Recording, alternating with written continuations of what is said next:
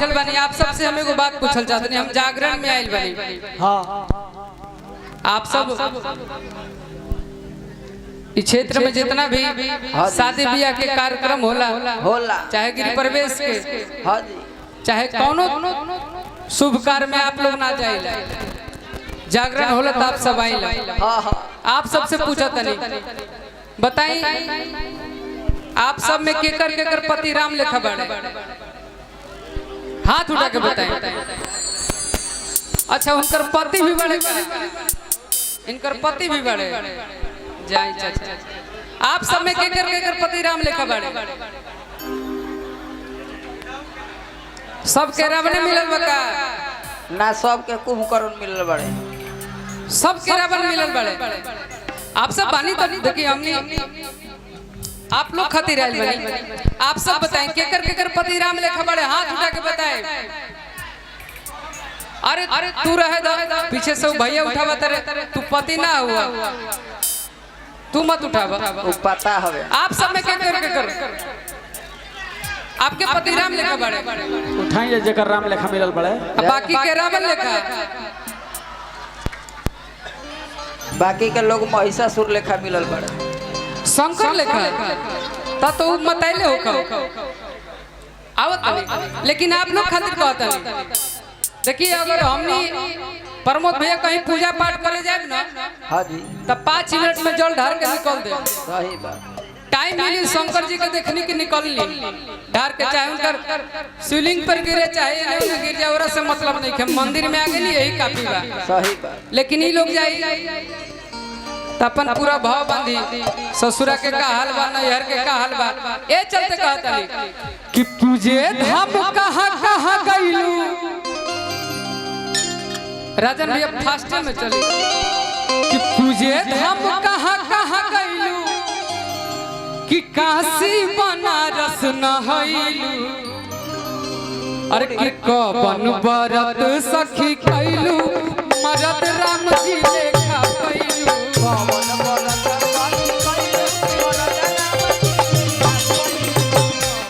बरत सखी कइलू मरद राम जी लेखा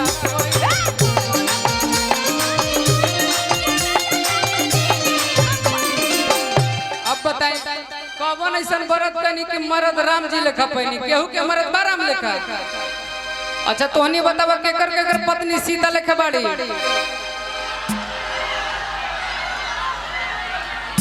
झूठो के हाथ हिलावा तारा ये लोग माने खातिर तैयार नहीं ना ये लोग सब कहता है कि हमार पति राम ना रावण हो सही बात जेकर जेकर पति राम लेखा बड़े हाथ उठा के बताइए केकर केकर बड़े हाथ उठाइए सब कोई और कि तुझे धाम कहाँ गइलू कि काशी बनारस न हइलू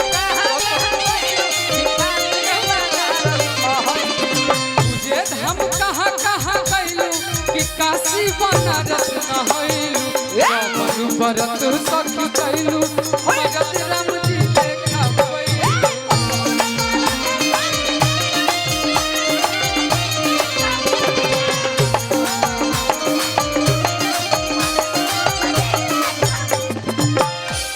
देखो यही चलते हम कहीं भी कहिला कि लइकन लुआल होला ये लोग कबो तार समर्थन ना लिए देखी सीता अच्छा इसमें किसकी किसकी भाभी हैं तब बोलिए और कि लक्ष्मण जैसन देवर कहा पई लक्ष्मण जैसन देवर कहा पई ये कौन कौन मानता है कि मेरी भाभी सीता है हम उनके लक्ष्मण आप लोग है ना देवर लक्ष्मण जैसन देवर कहाँ पई कवनर खुलवा पमाई के लो भइलू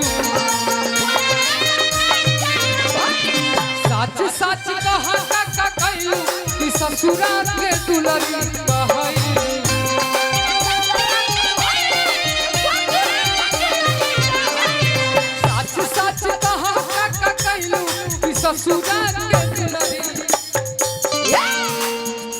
आप लोग सही में एकदम कह जाला ना तो तू पति लेखा बाड़ू और ना सास के मानेलू।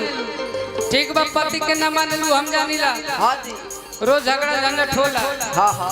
हमार शादी ना भइल है प्रमोद भैया, पुरस्कार भेजने हमार शादी ना भइल है, लेकिन हमके अनुभव बात थोड़ा थोड़ा हम घर में देखिला।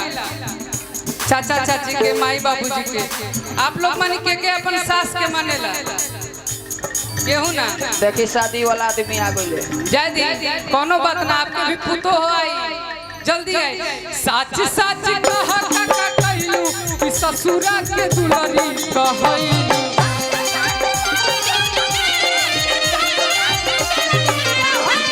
साच साच कहा का कहलू कि ससुरा के दुलारी कहलू।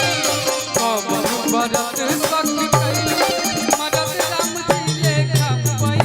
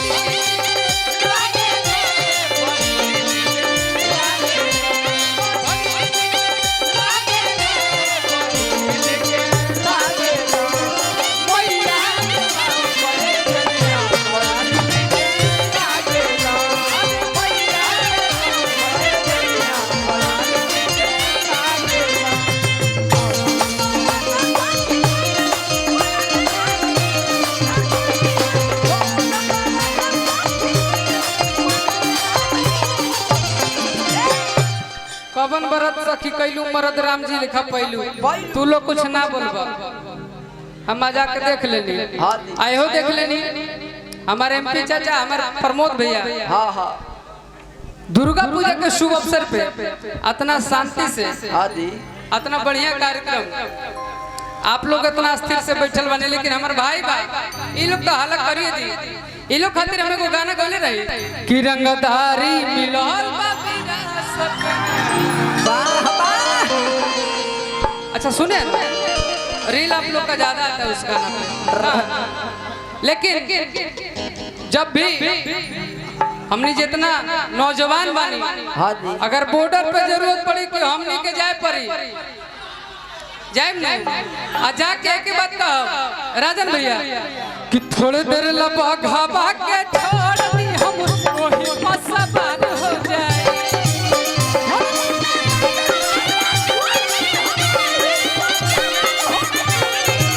थोड़े देर लबा घाबा के छोड़ दी हम वही पासा बार हो जाए। ए माई हो जे अपने सकतिया अकेले सीमा पार हो